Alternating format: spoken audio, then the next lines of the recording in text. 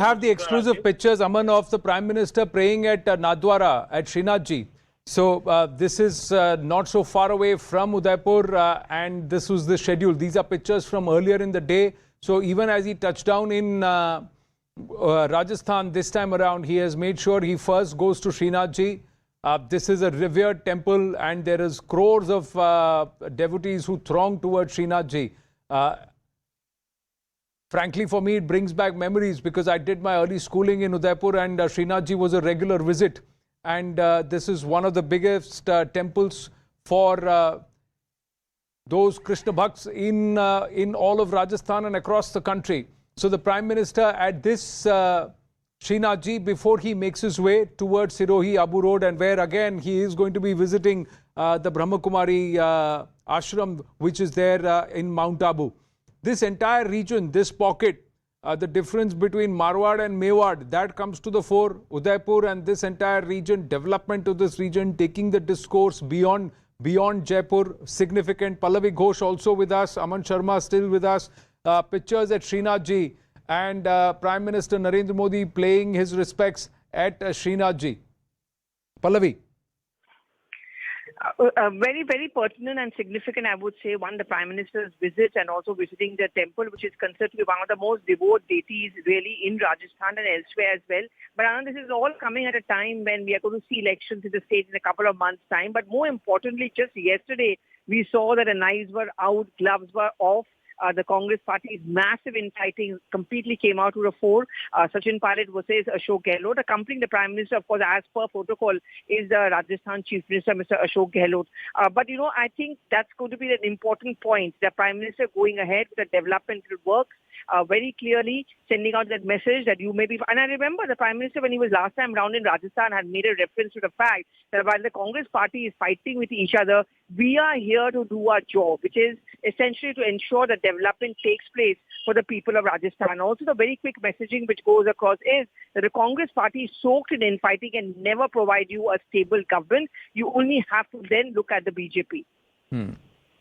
But the Prime Minister, if that infighting outed between Ashok Gehlot and also Sachin Pilot, Pallavi, it also outed the role of Vasundhara Raje Scindia in Rajasthan. Now, is that going to hurt Vasundhara Raje's cause, even though she has said that this is the worst insult that Ashok Gehlot could have ever hurled at me?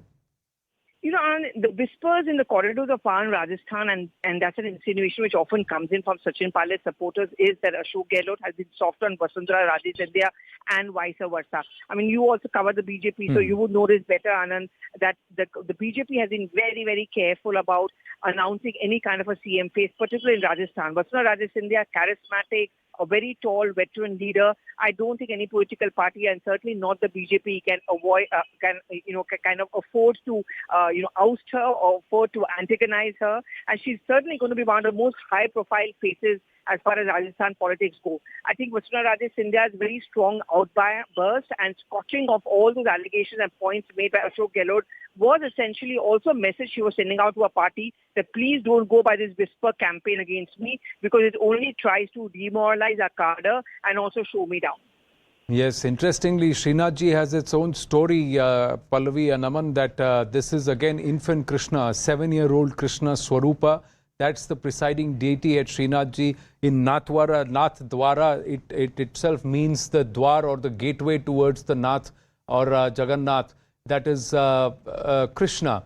So a similar Swarupa is found in Karnataka and Udupi Sri Krishna in Kerala as far as Guruvayur temple is concerned. But interestingly, Aman, the story of Nathdwara itself is that this deity was shifted from Jatpura and Mathura near the Govardhan hill. From there in 1672, it was shifted out because of the Akrantas at that time and to protect the deity, and the deity was shifted to Rajasthan. Many believe that also the presiding deity in Mathura was also shifted and is currently resides somewhere in Jaipur. So there is a lot of history also with Srinathji, but Prime Minister making his visit to Srinathji also underlying his commitment. Absolutely. It's a strong message of both devotion as well as development. As we know, after visiting the temple, he's going to inaugurate and lay foundation stone of projects worth over rupees 5,500 crores. But I would find also the images of Mr. Ashok Gehlot receiving him in Nathdwara very interesting. I think that picture where Mr. Ashok Gehlot is smiling at Mr. Modi, the detractors and Mr. Ashok Gehlot, especially the Sachin Pilot camp, may prop up this picture as well to show that though it's a part of political courtesy, and we have seen the Telangana Chief Minister not turn up to receive the Prime Minister when the Prime Minister visited the state, but Ashok Gehlot showing that political courtesy and the protocol of receiving the Prime Minister at Nathdwara, and being there while he'll be launching all these projects today. A lot of projects being launched for connectivity, for road and railway sector, to upgradation of many two-lane projects in Udaipur and Rajasthan both. So clearly, I think the development pitch is strong, and we should also remember that Karnataka is voting today, and watching these pictures on screen, a very subtle messaging by the Prime Minister, both on the front of devotion as well as strong development pitch in Rajasthan. Well, will that have an effect, or has now Prime Minister now become a past master of how to scout the model code and also to continue to send the message across? Or would you see it as a pre-planned function or a program based on his itinerary where he is continuing on the path? Karnataka, now it is up to the voter. The campaigning is over. Whatever has to be done, the mind of the voter would have been made, and she and he would go down and cast their ballot, Aman. But in Rajasthan, is this going to be a tricky one? Because what the fate of Karnataka, will it impact? What happens in Madhya Pradesh, Chhattisgarh, Rajasthan, three big states that are also going to come up for polls ahead of Lok Sabha 2024?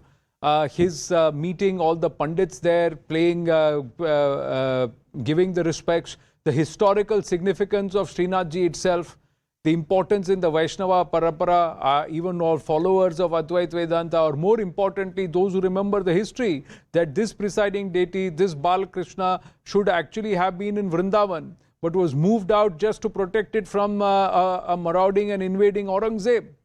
So that's also another history of Srinathji.